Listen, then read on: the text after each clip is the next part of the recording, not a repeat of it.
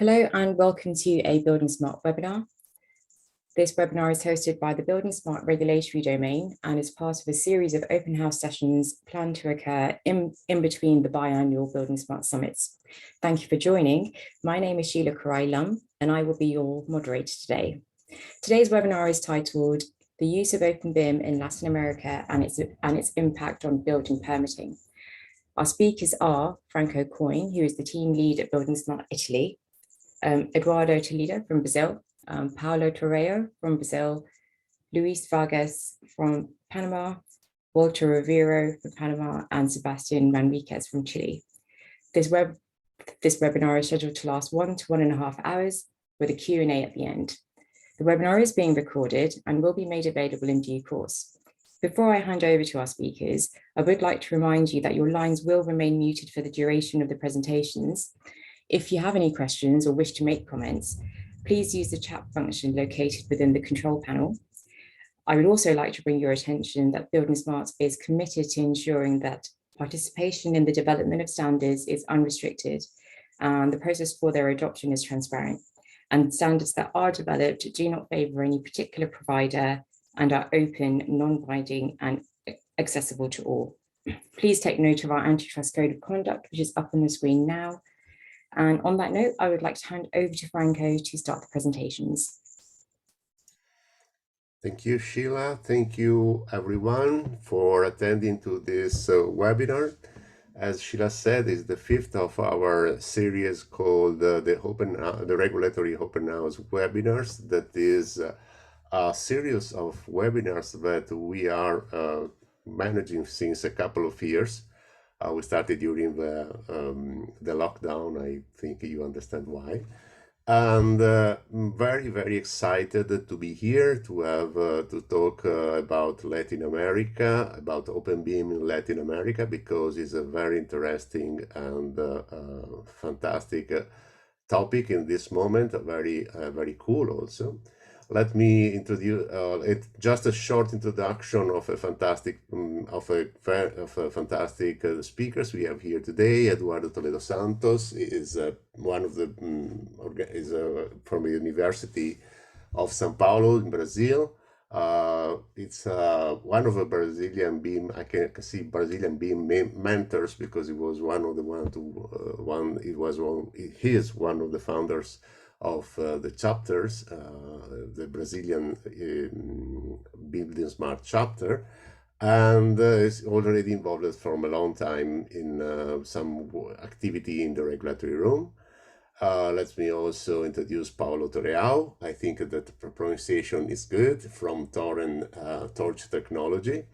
Paulo will talk about his experience in the city of Salvador in Brazil.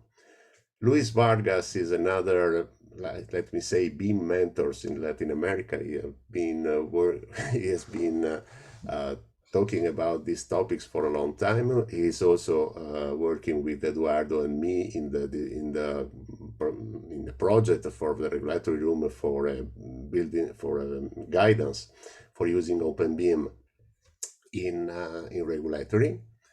Let me also then add Walter Rovira, that's from Panama too. He is from Riga Service Construction. That is a great company, a great Panamanian company, especially involved in public projects, construction projects. And then let me introduce Sebastián Manríquez Fuentealba, who is not online today because he has something. He has not been able to free himself for this presentation, but he will be present with a very, very interesting video about the situation in Chile. He is coming from Plan BIM, that is an organization settled by the Chilean government about for the diffusion of BIM in that country.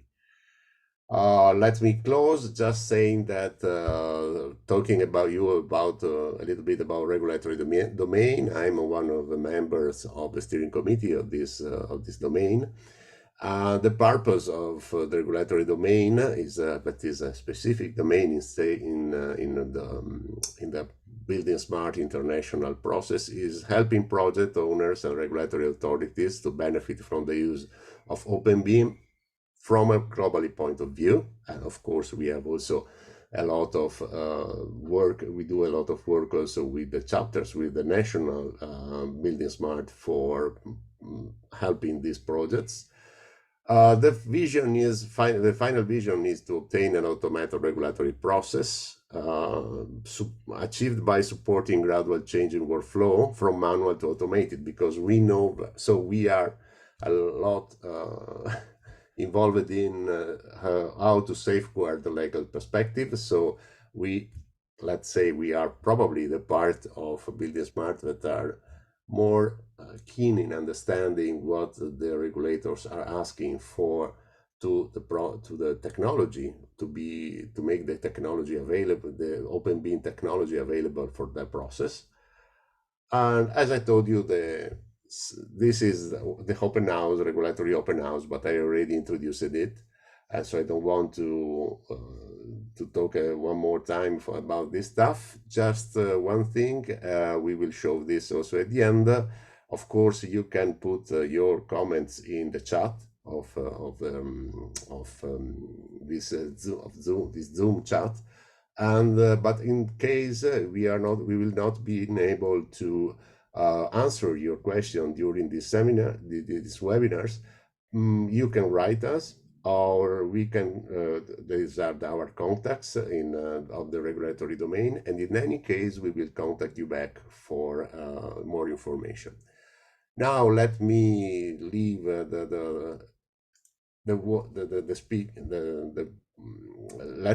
let me say that now Eduardo can start you can start with your presentation, and please go ahead.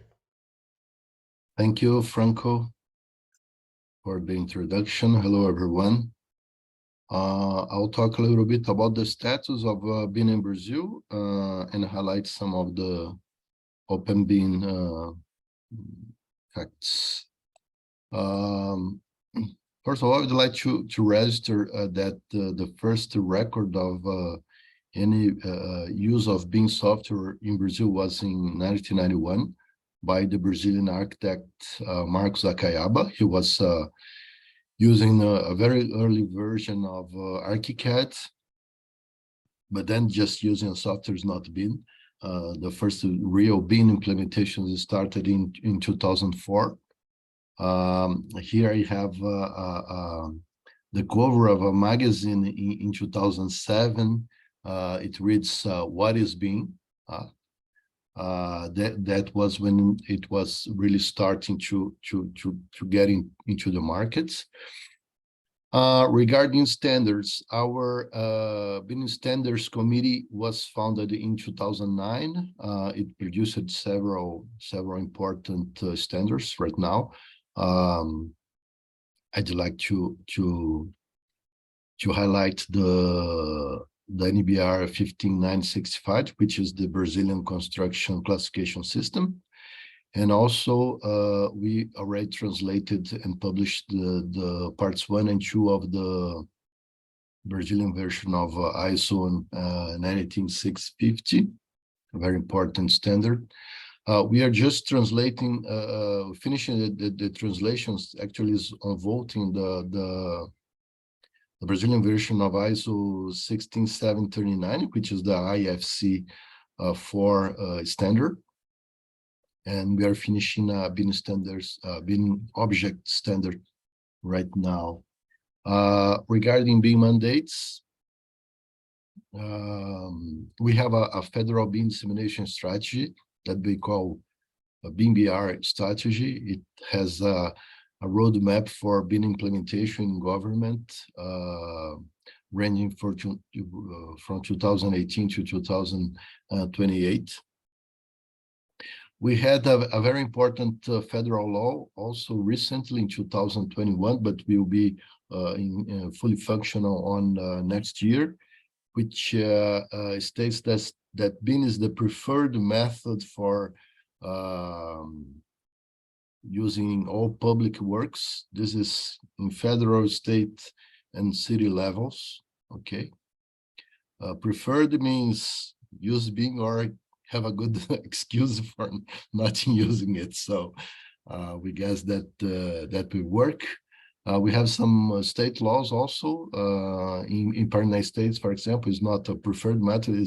Is compulsory to use BIM on all public works.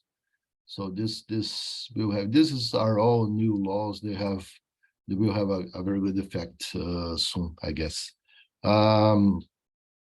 We have in Latin America the so-called Latin Government BIM Network, which is a network by these 8 countries here in the slides. They work together for collaborating on implementing BIM in the government, on standards, on regulations, etc. They're helping each other. It has is partially funded by the IDB. We have for some years now a national BIM object library. It's funded by the government, has more than 2,000 objects. Most of them are generic ones, but we have also specific ones. This is for helping.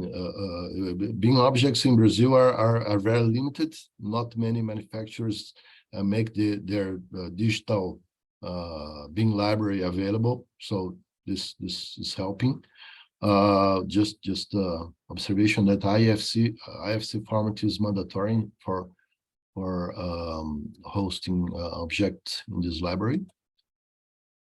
We had many conferences, BIM conference in these years. I'd like to highlight the BIM Forum conference that was this year, and we attracted almost 900 attendees. We have already published many guides and books. There's this, let me get my pointer here. This is a collection of 5 volumes, a guide for, this is targeted to contractors. We had another series of 6 volumes dedicated to general topics about BIM. We have translations of the BIM handbook by Professor Eastman, Professor Sachs in Portuguese. These are guides for architects, and we have also several books on BIM by Brazilian authors. So we are well covered in this area. We have also we had some BIM awards for highlighting the best practices in Brazil related to BIM. This year we just have launched the BIM award by the BIM Forum Brazil. Is a new one. And we're talking about BIM Forum. Let's talk about the institutions. We have several strong institutions dedicated to promoting BIM in Brazil. BIM Forum Brazil is the main one. It was, although it's very young, it was founded less than 3 years ago. It already have more than 80 members, all companies, big companies. We conducted several projects like a digitalization survey. I will talk about it a little bit later. We are just finishing a contracting guide.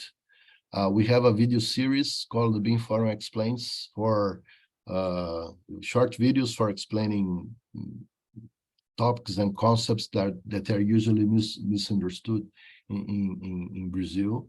And we just organized this BIM Forum conference.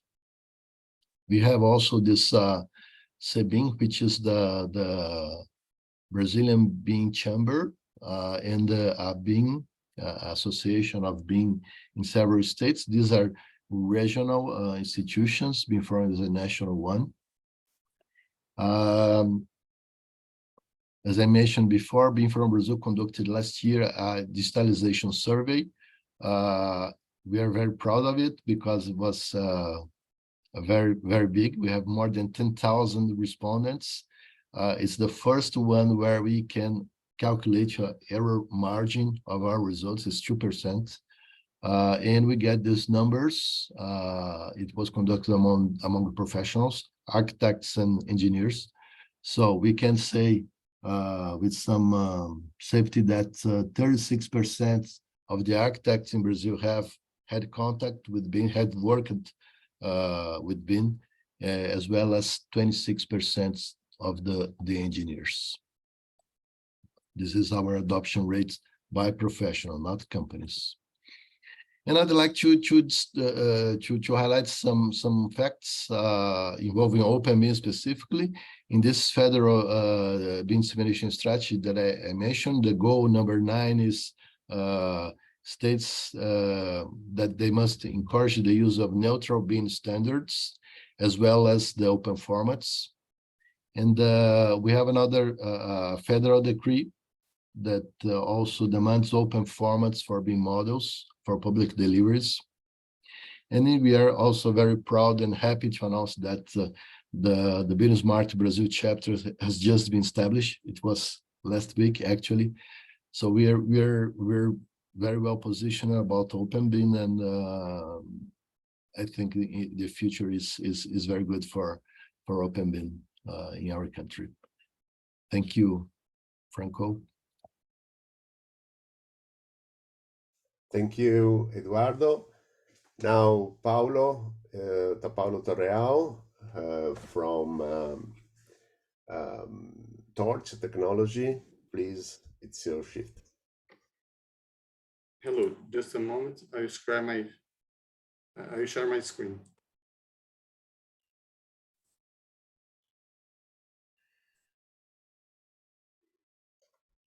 Can you see? Yes, perfect. Okay, first, thanks for Mr. Franco Cohen from buildingSMART and Professor Eduardo Toledo from Universidade de São Paulo. It's an honor to receive this invitation. I will present the technical solutions that is innovation speed in the building permitting process and automatic analysis of normative compliance in BIM projects. Besides what Professor Toledo has already talked about Brazil, I will make some comments about the Brazil panel about this theme. CAD and PDF files are used during the building permitting process. Building permitting time issues takes up to 18 months, of course, depending on the complexity of the project. Imprecision and cost process for analysis and approval by the municipality. Each municipality has its own urban legislation and geographic information system. The long process delays the revenue received for the government and for the architecture and engineer construction sector. And many paper documents are generated throughout all the process. Salvador, in Bahia State, is the only municipality in Brazil that already uses an automatic compliance analysis system for BIM projects. And Tech Solutions product is ready to be scaled to other municipalities. We started this project in Salvador five years ago, okay? And all the thoughts development software was already done, and now it's ready to be installed in other cities. Now, who we are? Torch is a company with over 24 years in the markets and extensive experience in consulting and training for the AEC sector. Our team is specialized in BIM technology with a high level of expertise in developing business solutions and technological applications. Now I will talk about some general filters about the tech solutions for building permitting. Up to 90% reduction time for the building permit process. There are mechanisms that facilitate enhanced transparency and streamline information tools. The agility of the analysis arises the interest of the AEC sector in the development of new projects by increasing revenue at lower costs. In Salvador, there are 38 objective urban parameters are automatically analyzed before the approval submitted to the agency regulator. Well, of course, the number of urban parameters it can change according to the municipal legislation. The communication between regulator agents team with the engineers and architects becomes more effective and faster. And greater autonomy for the responsible technical applicants due to the ability to request steps and track them electronically. And some specific features. Real-time building permit legislation compliance for the specific geolocalization. Many intuitive panels for the applicant and regulator agents are used throughout the approval chain. Communication and collaboration among regulatory agents, analysts, firefighters, and legal, finance, and environment departments. Instant access to the entire approval process flow via computer, tablet, or smartphone. And customized BI for any needs of the municipality. And at last, integration with any existing system in the municipality. Okay, it's totally possible. About the process flow, I divided in two sides to explain better all the process. Okay, and the left side is where is the responsible technical applicants. Model and visualize the project using classification and technical view or model. I will talk later. Manual or automatic filling of forms, it's possible. Pre-validation in real time of the project according to the legislation and localization, and submitting the pre-approved project for analysis. Two topics that I would like to comment here. Although it's possible the applicant sends the files in CAD formats, in this case, he will lose all the benefits for automatic parameter calculation and fill of forms. And the other is that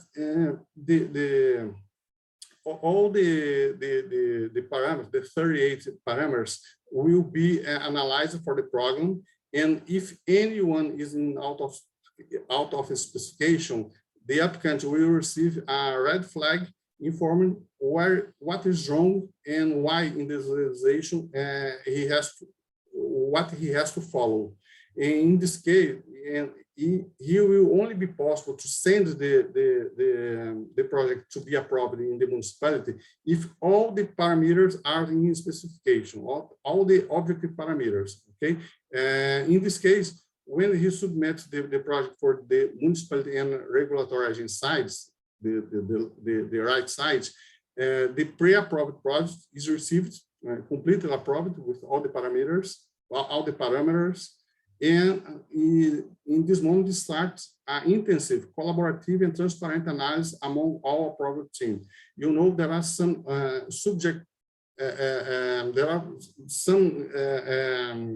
needs that is subjective, and all the stakeholders have to discuss internally and before the building permit is released.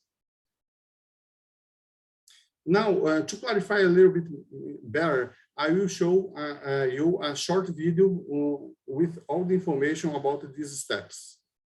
Step 1. The process of exporting a project file in Revit to the IFC format is demonstrated, following the recommended export configuration. Step 2. The architect imports the IFC file into the form, allowing an automatic population of the forms with the project data. Step 3. The IFC file is stratified with an automatic population filling besides the pre-validation according to the legislation. Step 4. With the pre-approved project, the applicant is able to submit the process for regulatory analysis.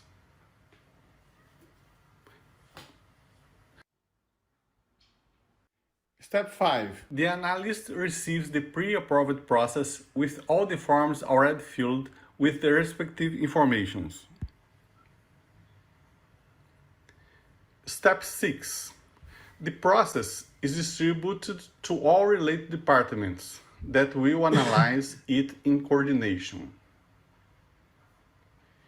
In this example, it is distributed to 3 analysis departments.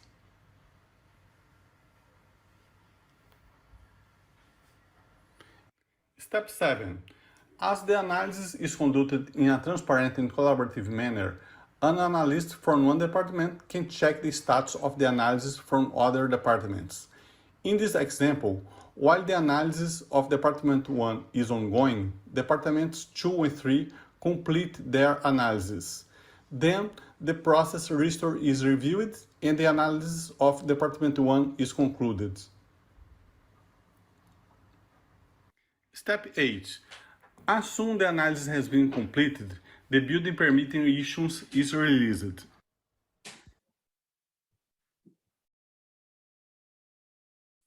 Okay, and there are 4 models where our tech solution was constructed. Okay, the BIM engine, the viewer model, regulator, and workflow. And the main differentiation are certification of urban parameters from IFC files, use of the version of applicable legislation on the day of the project submission for approval, and if other legislation was released, we will track all the version in our program, okay, to have the historic. Automatic form filling, real-time BIM code checking, customized service level agreement, track and audit all steps of the process, and proprietary or cloud for database storage type is possible. And our solution can be integrated with the e-government, the digital platform. It's completely feasible to perform this integration as we have done in Salvador City. The main models are the BIM engine, where there is an IFC interpreter, normalizing and optimizer, BIM analysis engine, stratify of architecture design information based on parameters legislation. The viewer model is an important model. I will take a little bit in the next slide. It's a contextual 2D and 3D viewer based on legislation. It's possible to visualize the project information and the urban parameters. Navigation tools include navigate, look around, zoom, box, pen, orbit, inspector, turntable, and others. Regulator agents don't have to use proprietary license, openBIM, to analyze the architecture design. It's important. It's not necessary. Our viewer, using our viewer, it's not necessary the municipality purchase the license to visualize the project. So it's an important point of our program.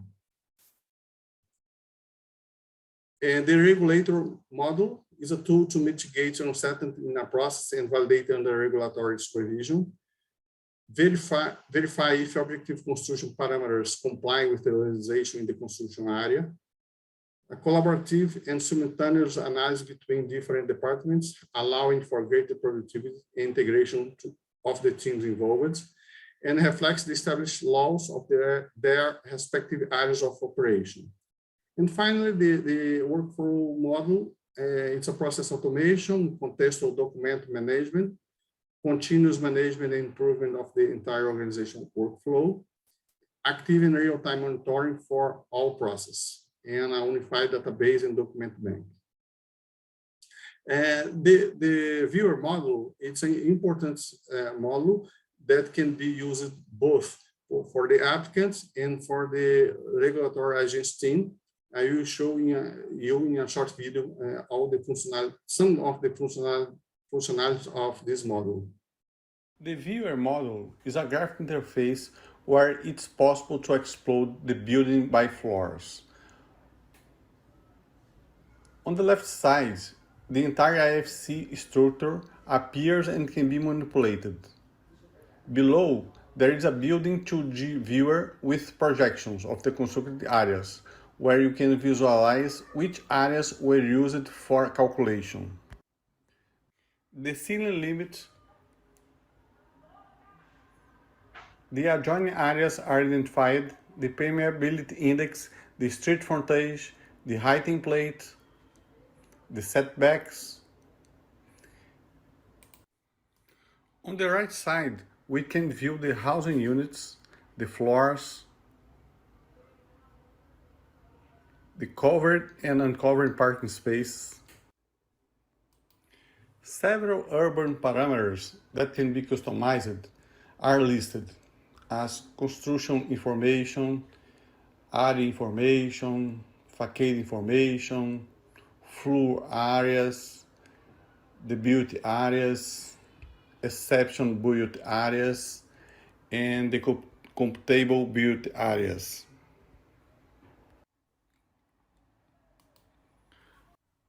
Covered areas, total building area, permeability index, building height, setbacks, utilization coefficient, and occupation index. Well, what do you think that we are ready to make relating to partnership between TOSH with our technical solutions, the buildingSMART, universities like Universidade de São Paulo, sponsors, and the municipalities? Promote the use of BIM and IFC among students, architects, and engineers in the AEC sector and the municipality regulatory agency teams. And assist in developing standards for the IFC format, classification, and GIS translation to facilitate the building permitting process in the governments. And I'd like to thank, these are our contacts.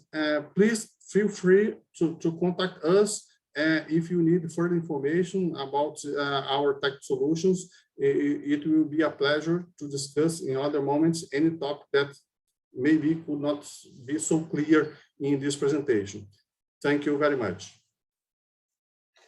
Thank you very much, Paulo. Very, very interesting. I've a lot of questions, but I will write down them because we will keep the question for the end. And now let me introduce Luis Vargas. He is one of the, let's say, another mentors, openBIM mentors in Latin America, in my opinion, or one of the one I know. And please, Luis, the stage is yours.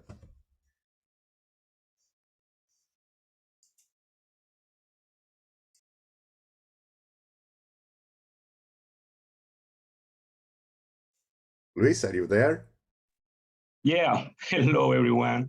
Let me share my screen, Franco.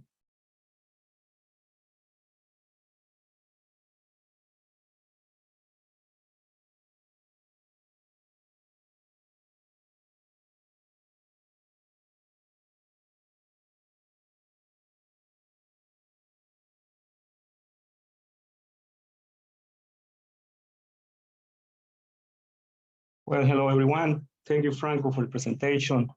I will talk a little bit about BIM in general in Latin America and its context in Panama.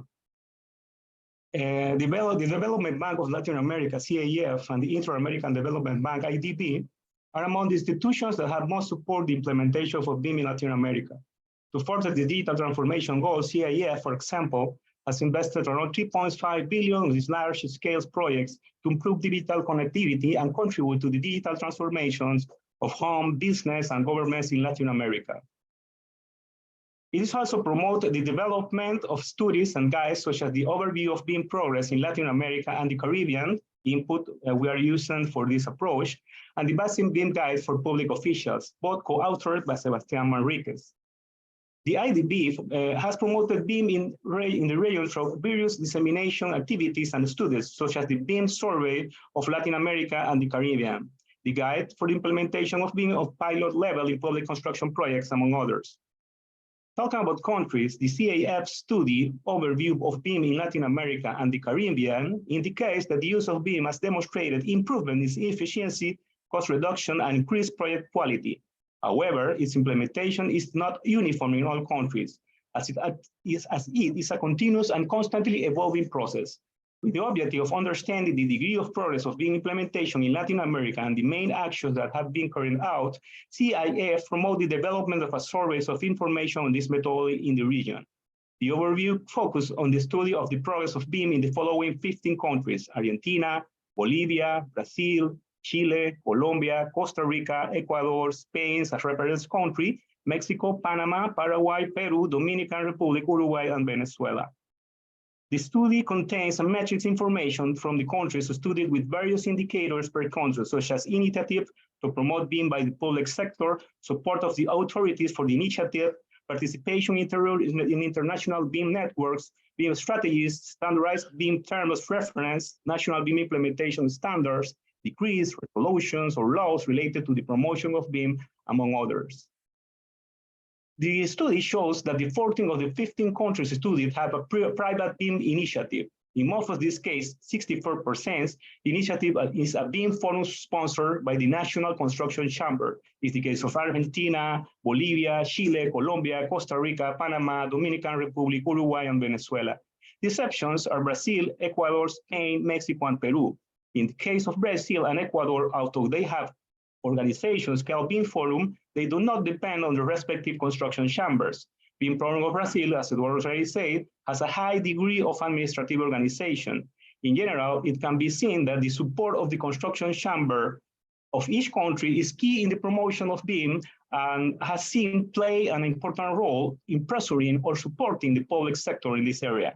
Another relevant finding is that having a buildingSMART chapter in the country can be a great help to advancement of BIM, since it allows connections in the national industry with the trends regarding norms, standardizations, and interoperability at a global level. There is also the BIM Forum LATAM, a specific working group of the Inter-American Federation of the Construction Industry, which brings together the different chambers of construction in Latin America and the respective BIM forums, where regional strategies and proposed and monthly dissemination and training activities are carried out.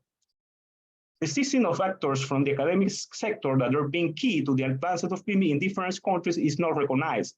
This may be due to the fact that there are few groups that brings together the different academic institutions, unlike what happens in the private sector, where actors such as national construction chambers have been key in promoting BIM. Exceptions to these are the case of Chile, Colombia, and Mexico, where there are projects and initiatives that bring together the academy in an exclusive manner. 9 of the 15 countries in this study have a public initiative to promote BIM. The case of Argentina, Brazil, Chile, Colombia, Costa Rica, Spain, Mexico, Peru, and Uruguay. In 4 of these countries, the private sector plays an important role in the creation of the public initiative. For example, through conversation initiated by the chambers of construction with the state in order to promote the use of BIM.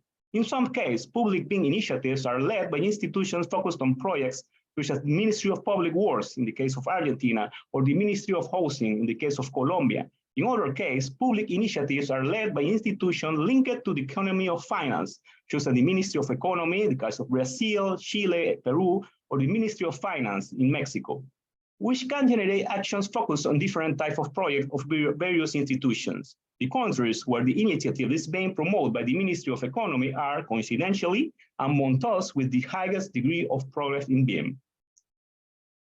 In conclusion, all the countries with public initiatives report facing similar problems in the political, economical, technical, and cultural spheres.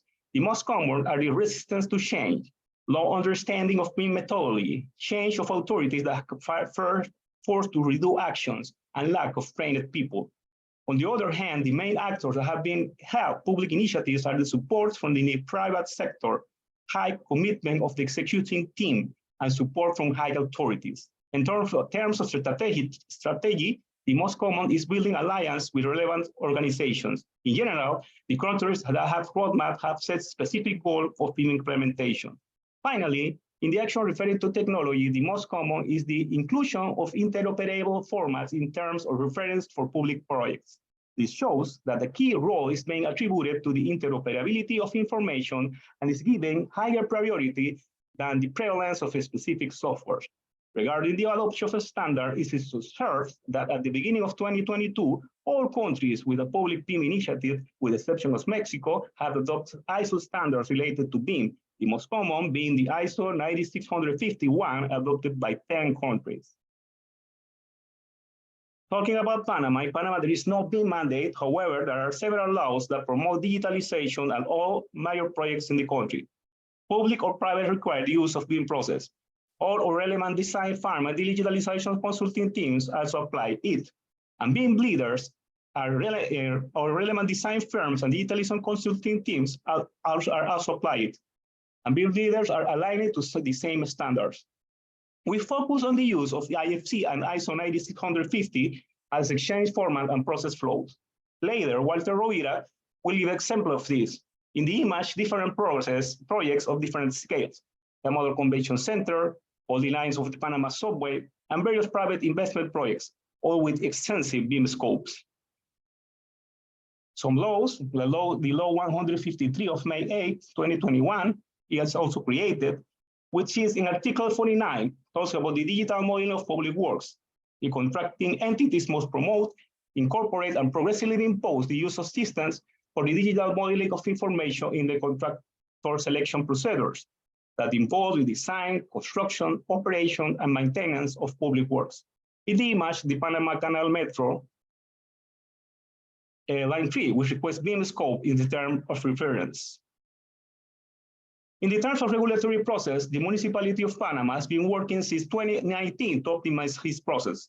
Mayoral Decree 037-219 is created, wherein it is proposed to update the process and revision of the digital file of preliminary projects.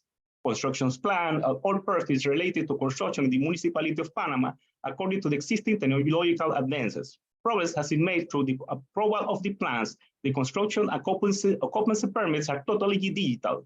Preliminary projects are submitted and approved in a totally digital way in the platform. Also, construction documents are required in PDF form that are still delivered also in paper form. The follow-up, verification, and correction are followed through the platform with their respective barcodes, but the plans are still necessary to make corrections. Different measures were taken to improve the time taken to review drawings, such as the implementation of checklists, to review routes were established according to the category of the projects, the launch of the digital registration of projects and digital registration of miscellaneous projects established a review order and guarantees the monitoring of the analysis performance and at the same time generates transparency and trust. It is understood that the quality of the model is essential in order to achieve an efficient regulatory process in the near future. The BIM Forum of Panama is working on the confirmation of the technical council that will implement the norms and process, data standards, and object-oriented information, already in discussion with various institutions and ministries. That includes classification standard, model standard, national standards, international standard, in addition to a standardized road of work in conjunction with the academy and professional societies. BIM Forum of Panama created in 2015 as a permanent technical council which brings together the main professionals and institutions, including the academy, related building information modeling BIM in our country.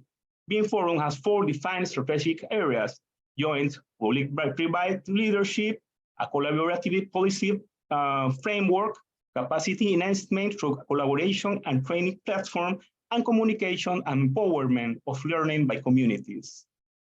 Thank you.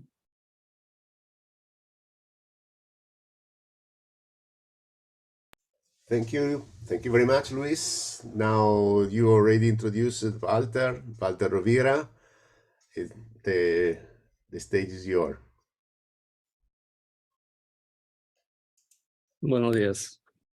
Permítanme un segundo.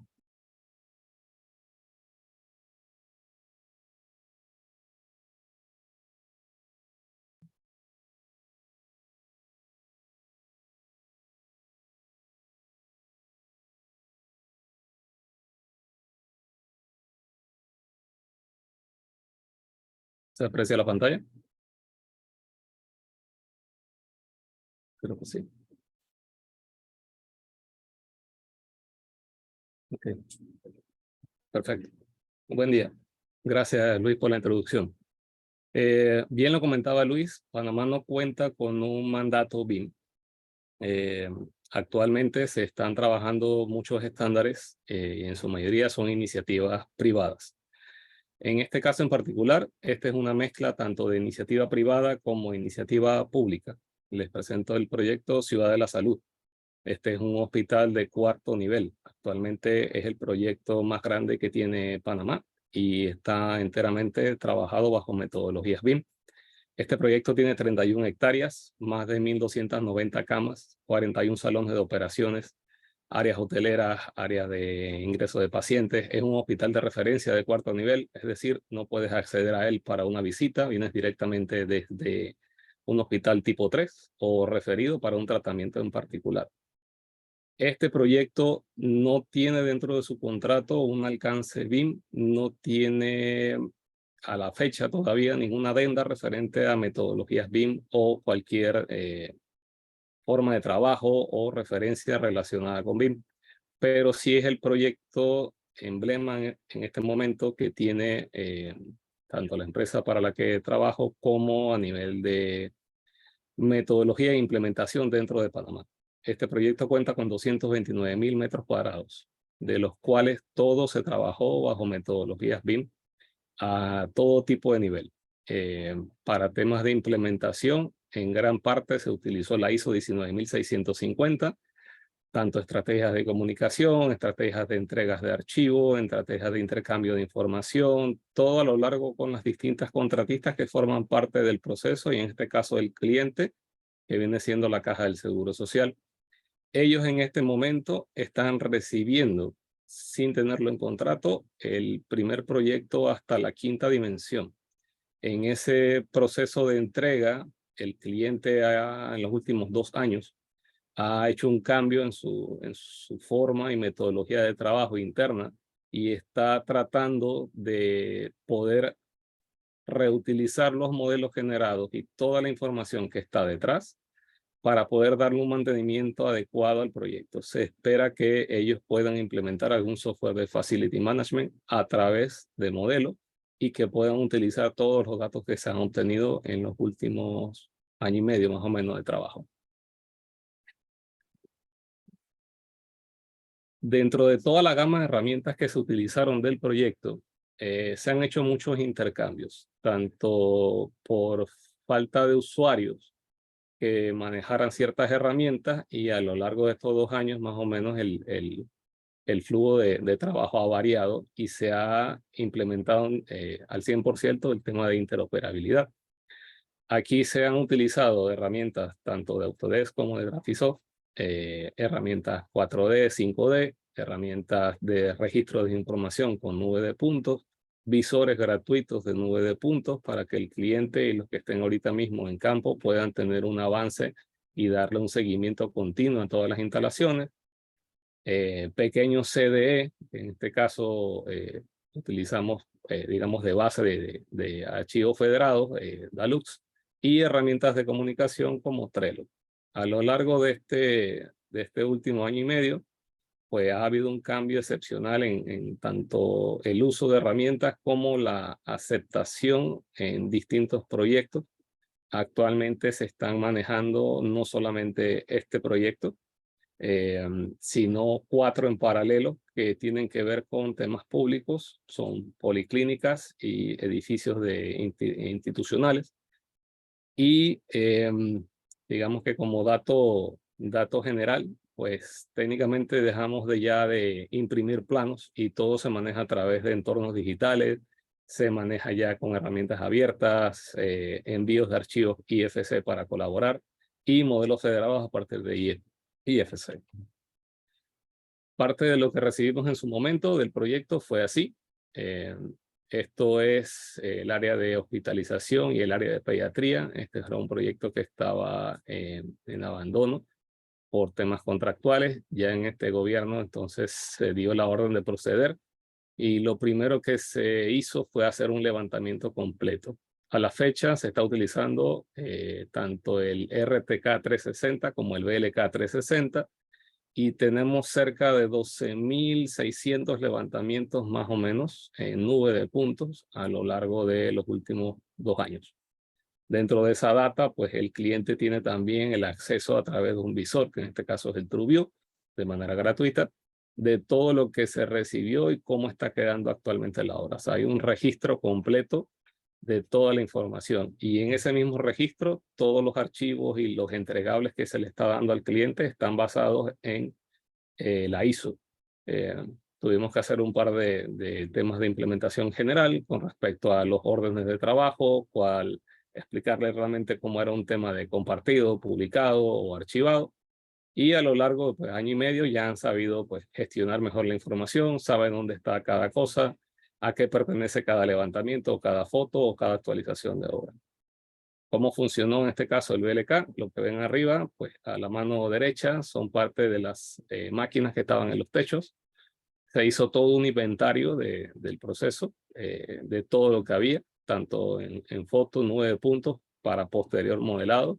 Con eso también se cuantificó todas las áreas de reparación, todas las áreas de mantenimiento, inclusive el área de impermeabilización de losas, que como ven en la foto, pues no aparecía.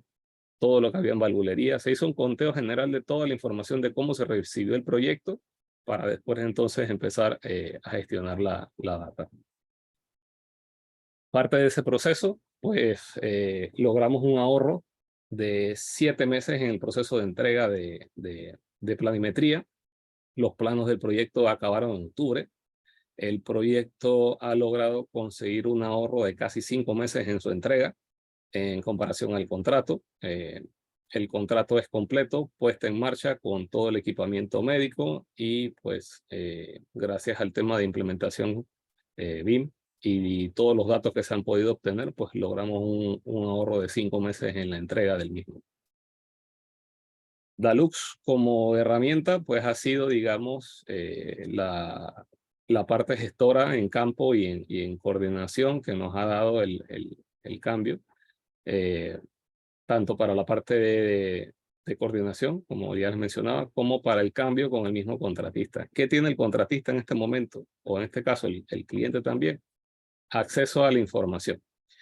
Esta es la parte de pediatría en el área de sótanos. Tanto los procesos de modelado, gracias al escáner, como a la coordinación, pues el contratista tiene acceso a todos los planos que se le generan para poder él ver y analizar dónde están las interferencias, dónde está cada sistema. Ya no hay planos en campo. También tenemos cada ciertas áreas, códigos QR que nos permiten el acceso y descargas el modelo IFC directamente de tu celular si no tienes acceso a una tablet. Tiene ahorita mismo cada data dentro del archivo, se gestionó y se le colocó, digamos, a término de fabricación, todos los datos necesarios. Se coincidió en conjunto con el resto del consorcio de que no se iba a manejar o no se iba a utilizar niveles de detalle, sino que cada elemento colocado está basado en el nivel de información necesaria que requiera, en este caso, el archivo o la zona. Hay zonas que no son necesarias en el tema de instalación, por ejemplo, la colocación de la tubería de la cajilla, sino la ubicación de la cajilla para el tema de coordinación. Entonces, el contratista pasa de dejar de tener planos impresos a un modelo que tiene toda la data suficiente y el nivel de información necesario para poder coordinar e instalar. Entonces, esto está muy ligado a todo el tema openBIM. Se manejó totalmente gratuito. Aquí no se le impuso ningún tipo de herramienta, no se le impuso ningún tema adicional a lo que ya estaba contratado, ya que dentro del alcance no tenían estimado esto y no se iba a trabajar de esta manera, pero fue la elección general para poder hacer la coordinación. Tanto a nivel de instalaciones básicas como a nivel ya, digamos, más al detalle. Estos son parte de los 42 quirófanos que están. Este es en el área de servicio central. Esto se trabajó con la empresa Albo, que en este caso suministra todo el tema de panelado y todo lo que está dentro, digamos, de cada quirófano. se hizo todo a detalle. Se colocó inclusive el tema de flujo laminar, se colocaron los temas tanto de gases médicos, sistema neumático y todos los otros sistemas estándares, más la complejidad obviamente de ser un tema hospitalario y con la dificultad de que en este proyecto ya era una obra que venía a recibir, ya estaba hecha la estructura. O sea, estos son los cambios que pidió el cliente dentro del nuevo pliego y problemas obviamente con el tema de alturas y lo que fue la parte de una obra ya existente. O sea, todas las adecuaciones se hicieron bajo una obra existente, no era obra nueva. Esto es parte de lo que, cómo fue el proceso. Aquí, pues, el área de hospitalización. En esta área, pues, el primer paso fue levantar todo con los escáneres. De ahí pasamos a un entorno digital con modelos federados, todos a través de IFC y openBIM, en la cual, pues, teníamos un modelo ya coordinado o un BDC. Y posterior a eso, pues, teníamos entonces la instalación en obra y la coordinación. Y estamos entonces en este proceso de hacer una comparativa entre cada punto que quedó por algún cambio mayor que hizo y tener entonces un modelo as-built completo para un tema de mantenimiento y que el cliente pueda llegar a utilizar en Facility. Esta es otra de las áreas de hospitalización, el área de pediatría, principalmente el área de neonatos, pues el mismo proceso, escaneo primero, modelo digital, colaboración en campo, y en este caso pues el cambio ha sido bastante bueno, todos los contratistas a este nivel respetaban todo el tema de coordinación, inclusive con la posición de los colgadores. Si se fijan por lo menos en el sismo resistente que está colocado en la tubería contra incendio, tiene casi el mismo ángulo. O sea, ya hubo un tema de educación, de llevar la información de manera correcta y de que utilizaran los archivos de manera, digamos, adecuada para el propio beneficio de cada uno. Este fue uno de los más interesantes dentro del proceso. Esto es una colaboración openBIM completa con la empresa Philips. Lo que ven es el quirófano híbrido. Son de los dos que están dentro del Instituto de Cardiología dentro de Ciudad de la Salud. Un híbrido es un quirófano el cual si te están haciendo una intervención, un cateterismo, ese mismo quirófano, si tienes alguna falla, algún tema ya sea técnico o algún tema que te tengan que operar, este quirófano se adapta y digamos, se puede cambiar todo el equipamiento que está colgado a través de las plataformas que ven. Él se gira, cambia y los elementos y te pueden operar directamente. Ya no tienen que trasladarte a ninguna otra zona. Entonces, ¿cómo fue el caso particular de los quirófanos híbridos? Originalmente todo el equipamiento médico está fabricado y hecho por Philips. En este caso, ellos sí trabajan mediante su propia plataforma y generan todo ese tema de equipamiento. Esto no está disponible al público. Lo que se hizo fue tener un contacto con ellos, enviarle todos los modelos IFC de la coordinación previa de todos los pasillos, tamaños y elementos adicionales que están dentro y fuera. Y a base de esos elementos, ya en formato IFC, ellos nos suministran nuevamente en formato IFC todos sus elementos que ya previamente tenían contractualmente entregar. Ojo, en ese punto ellos no tenían el alcance de enviar modelos o generar modelos. Ellos enviaban realmente una guía médica donde indica cómo se debe instalar. Entonces, es la primera vez que Philips trabaja así, tanto para un proyecto hospitalario, tanto para el nivel de información que se le envió. Tuvimos un contacto directamente con ellos posterior a la entrega de los equipos, ya una vez los estaban instalando y me comentaban ya directamente que era la primera vez que lograban trabajar así y que realmente pues se dio ese salto dentro de la parte metodológica.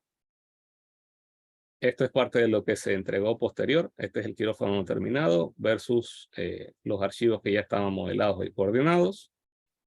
Este es otro de los quirófanos que está en cardiología. Este es más sencillo, pero lo mismo. Toda la estructura que estaba originalmente se escaneó, se modeló, se le generó, se le envió al proveedor y el proveedor entonces envía nuevamente con su ficha técnica todo lo que posteriormente va a instalar.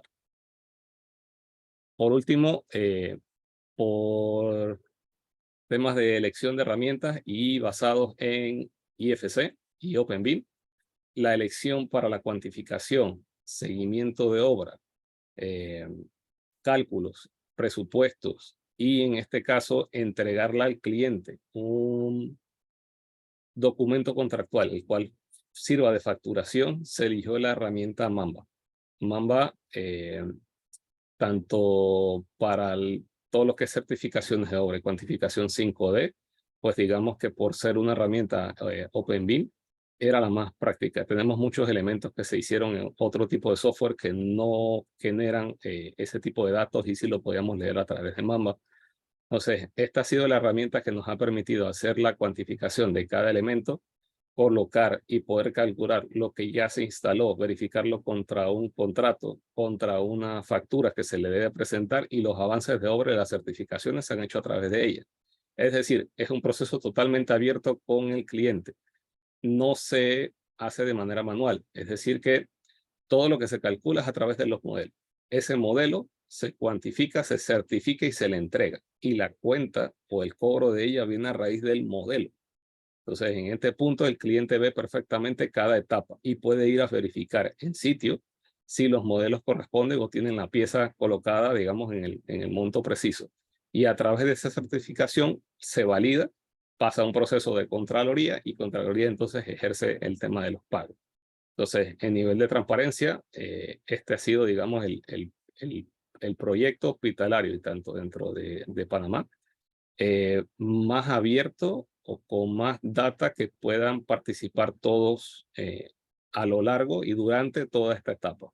Entonces, ya estamos entregando las últimas etapas. Ya se prevé que para el mes de julio-agosto se debe estar entregando el proyecto, y a su vez se va entonces a generar todos los modelos para el tema de ASBIL, y ese ASBIL ligado a todas las cuentas que se han generado. O sea, que es un proceso totalmente transparente y a partir de archivos IFC. Sería todo. Muchísimas gracias.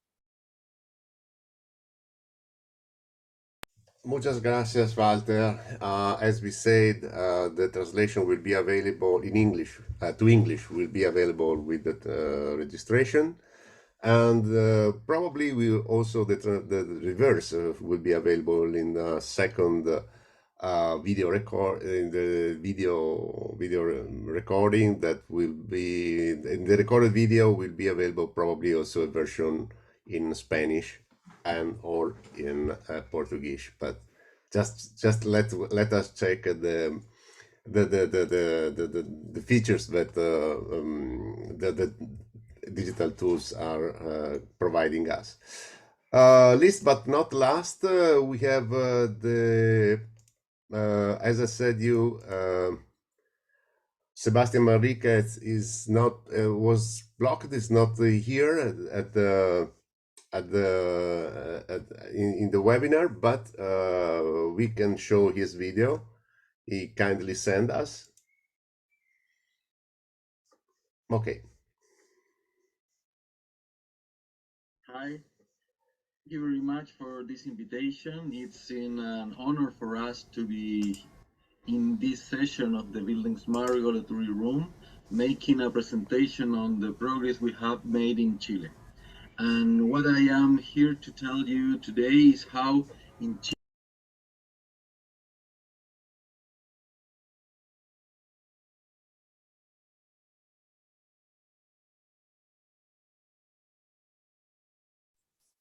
Sorry, Franco, I think we've lost the sound.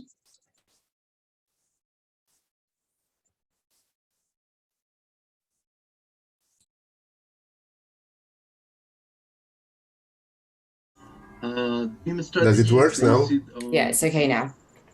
Sorry, I will go back from here. More or less here. Okay. The thing I am going to tell you is a bit of context about the strategy that the state of Chile has taken to be able to implement BIM. BIM strategy is based on using the purchasing power of the state to increase the modernization of the construction sector as a whole, going through all the stages of the project. The main objective of this BIM implementation in the state is to increase the productivity and sustainability of the construction industry, and for that has planned BIM, which is the state initiative to carry out this implementation. We work hard with the public institution, making methodological transfer, working directly with the teams of the different ministries. With the private sector, we mainly disseminate and support different companies, and we also work with the academia, also disseminating and supporting these academic institutions. BIM has an initiative, is housed within the Ministry of Economy.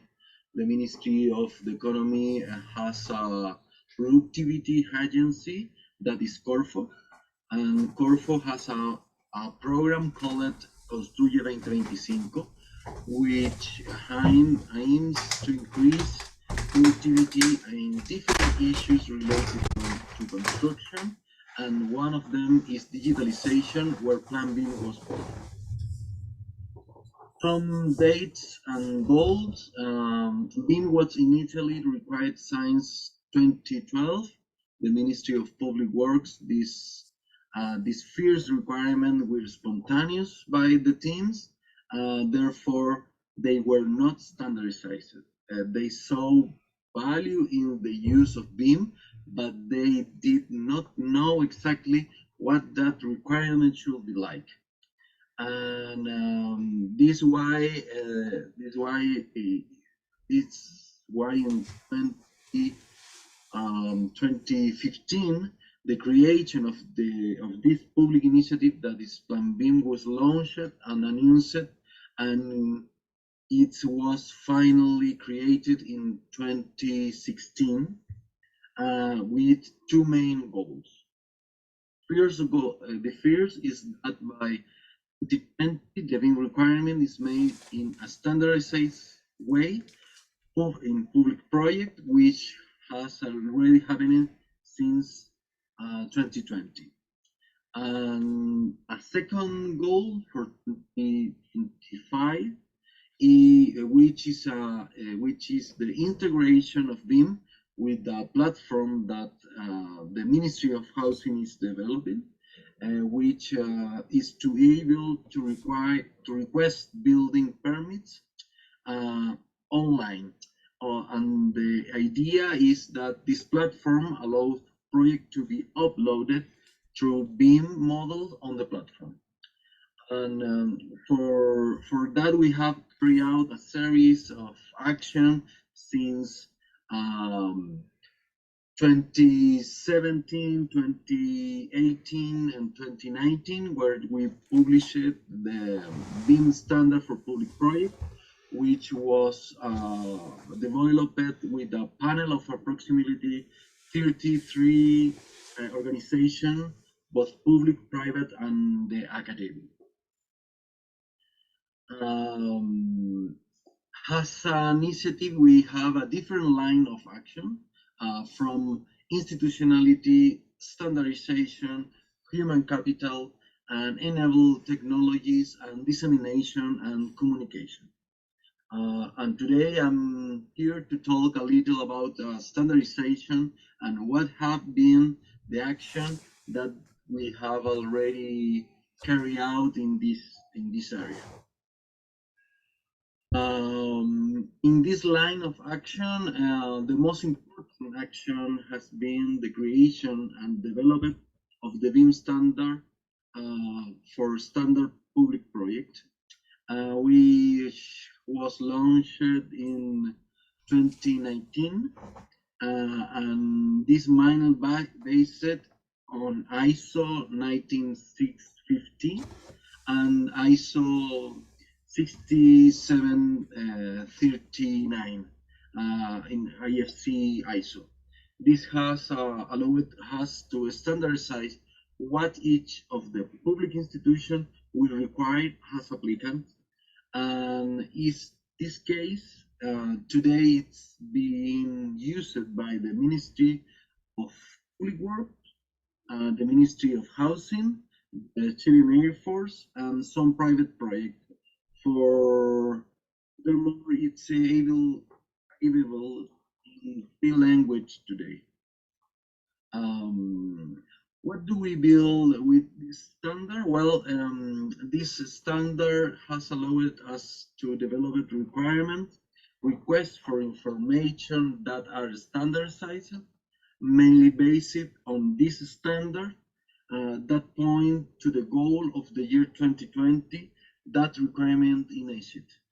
Our first goal was to start the requirement of standardized BIM in public projects, and 19 type of projects has been already been standardized, such as the Antarctic base, airport, the subsidized housing, hospital, bridges, educational centers, heritage building, support venues, and also a few urban parks. This has been built both through the standard and also be understanding what information this type of project needs to improve throughout the life cycle.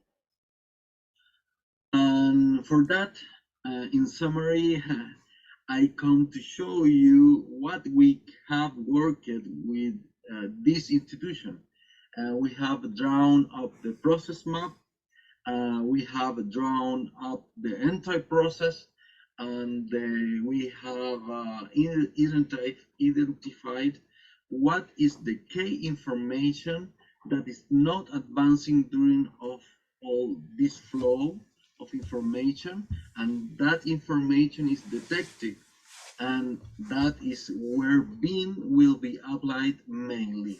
So we have this this wish is in extract of the stage of a project, some public institution, and then we have the activities, the actors, what are different participants in this flow. And we can see that a team in particular activity must, for example, review whether or not the space comply with the required program, depending on the type of project, on what we raise it in time was identified where these teams review that information, and they review it mainly in a different document.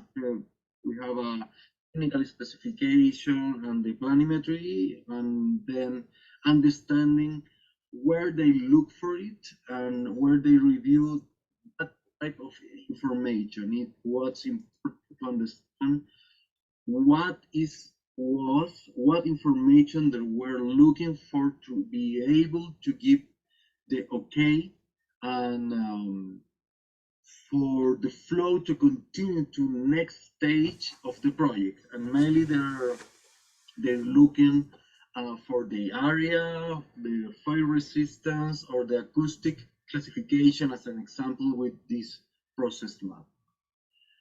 And so we already have we knew what the requirement was, and we also knew what parameters they were looking for where. And our job was to take this requirement and take these parameters and standardize them mainly to IFC, where they were already transformed into parameters that could be used within the molds. With this information, what we did was test through pilot projects, in this case, in particular project of the Housing Ministry, of the Ministry of Housing, where the BIM requirement was made. The ministry requests certain information to comply with the project requirements, and BIM was requested to support that flow of information. And this way, several housing proposals were obtained, which have a certain requirement, and those requirements were reviewing through free IFC viewers that allowed all the teams to review the information they required, such as the type of apartment that was being requested. Homes with 1 bedroom and 1 bathroom, homes with a universal accessibility, or safety special condition that they required. At this stage of the BIM implementation and being able to integrate the IFC parameters into the model allowed them to reduce the review time from 6 days to 1.5 days. This mainly because before this project we review it by hand, reviewing the plan on one by one, either from a computer or a printed plans. It is checked is all the doors and windows that the project required are there, and all the information was reviewed through EFC model that allowed reviewing all the information more quickly. For this reason, the review time reduced by 75% in this case of the project, the pilot project. And considering this result, the ministry was motivated to take the second step that we were proposing, is creating a platform that will allow it automatically review the project. And what we did was, well, here you can see the flow of the information on this platform.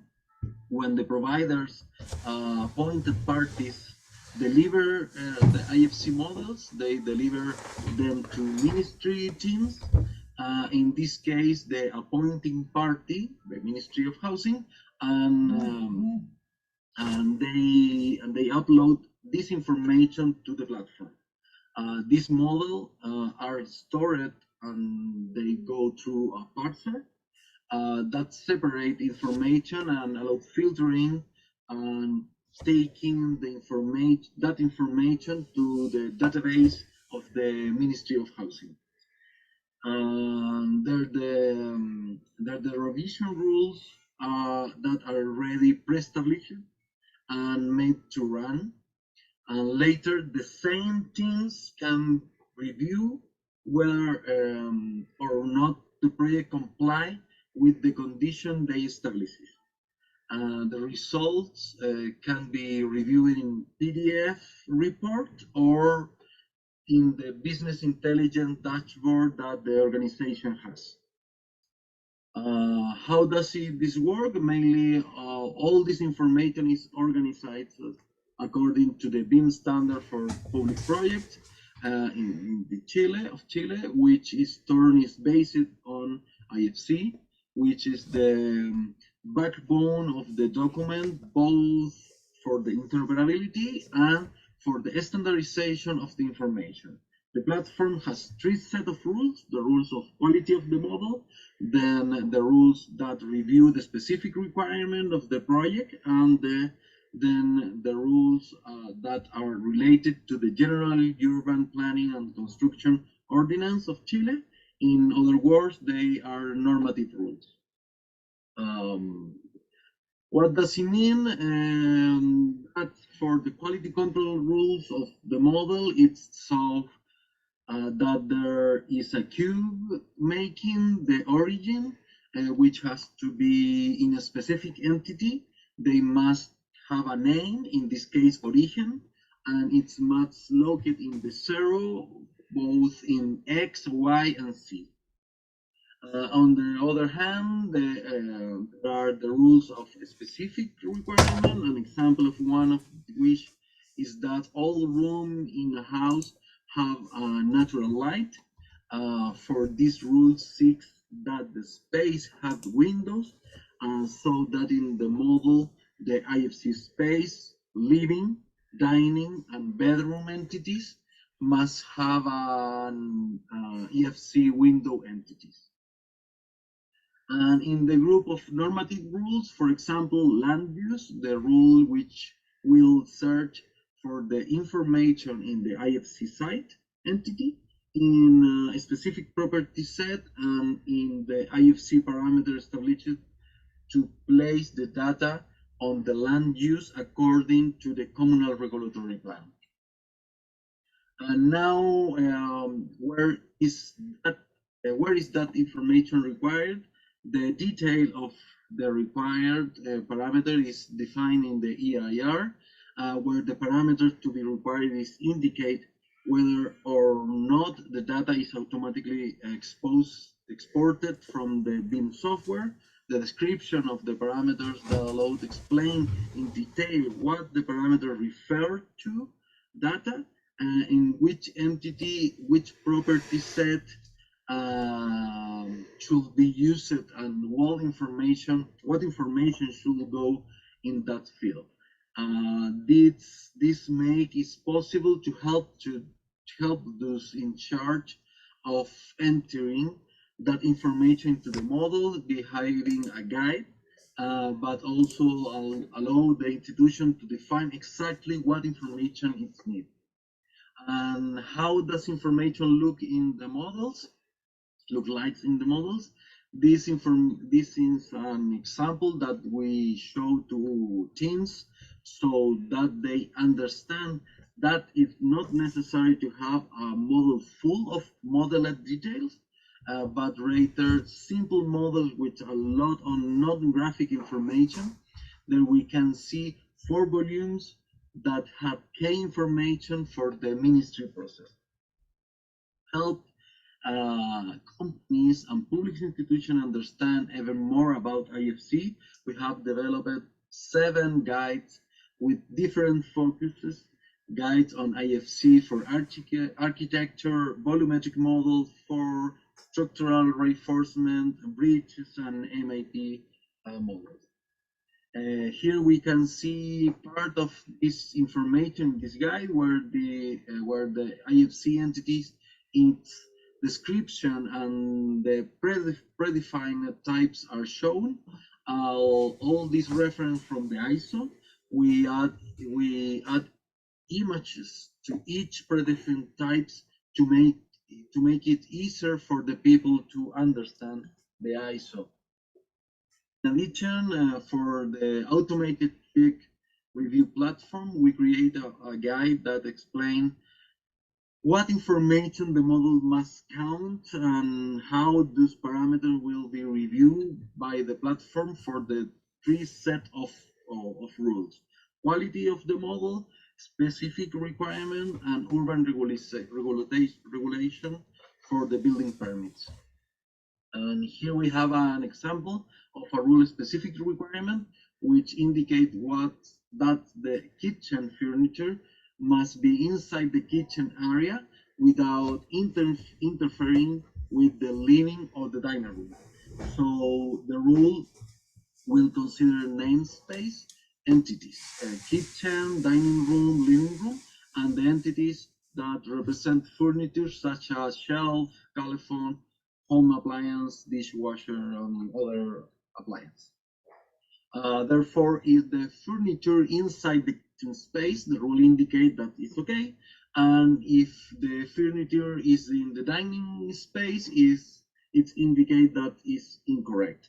This seems very straightforward and simple, but the most difficult thing is for the organization to define what information it needs to review. And what the guide shows is the explanation entity by entity, parameter by parameter, so that anyone in charge of this information can enter or reviewing it in the model. As mentioned before, the platform provides PDF to the teams to review the result of the review, but the teams with more knowledge of BIM can review these rules in free IFC reviewers. In summary, the standard size for the information requirement is very important. Identify information for the big process. Use IFC as the standard for the data of the necessary information. Understand the other system in the organization that will be use the data. Develop review rules that focus on solving problems that affect the people involved in all the process. And finally, generate tools, different material, close the gap on IFC. These are training, guide, standard, etc. This is my presentation. Thank you very much for the time.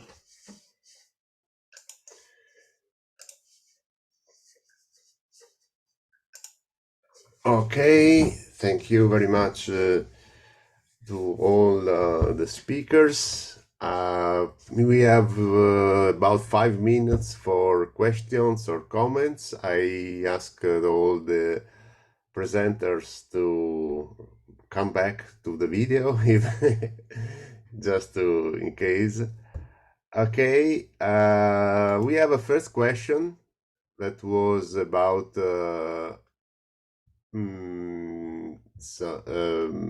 it was about what are that was saying, sorry, I was looking for it, from Yoni Offek. What are the methods to demand openBIM in projects? Is there a particular standard? Okay, the official answer from buildingSMART is you have a user case management to define, let's say, the scenario where the data are required. You have an IDS, that is information delivery standard, that is an information delivery system that allows you to define which data are required, and then, just in case you're going to move everything to a software, you can use a model view definition, the so-called MVD, to go more in the deep and details of data and so on. This is, but I asked to the other speakers in their what do they extract from their own experience, because everybody knows that IFC is very sophisticated, but sometimes not. But every time you go to process or to the regulatory processes, you have some more requirements for the data structure. The regulatory domain is working on it with a project called RIR, that is a regulatory information requirement to change IFC. Is also working where Eduardo and Luis are strongly involved to a guideline to support these processes. But please, if you have any comment, I'm very happy for you. No, I would say make sure you make a reference to the ISO 16739, which is the IFC ISO standard, and ask all of your BIM model deliverables in IFC formats. This is the most important step. Okay, there is another question from because of course the contacts details will be shared. I don't know, Sheila, if we can do it directly here in the chat, or if we can send it to the attendants a comment. What's your opinion about this, Sheila? I would recommend that people send an email to the regulatory@buildingsmart.org email address, and we can then connect them to the presenters. I don't think we're actually allowed to do it publicly like this in this format.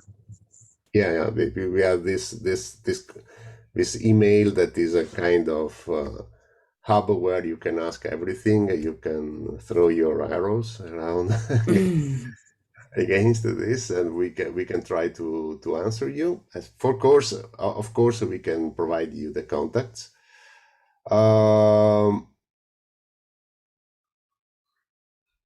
Okay, there is no, but I think there are no more questions. We are perfectly on time. As we say, Eduardo and Luis and Walter and Paulo, let us do it better, probably do it in the right time, on time, on cost, and everything like that. Like, I mean, we are the unexpected heroes of the day, and so thank you very much for your presentation. Very, very, very interesting, in my opinion. It's a lot of stuff that I think that will be will have a follow up. I was just talking with you, and I will be very kind to invite you to some other events talking about this view, this general view on this large continent, and so being keen.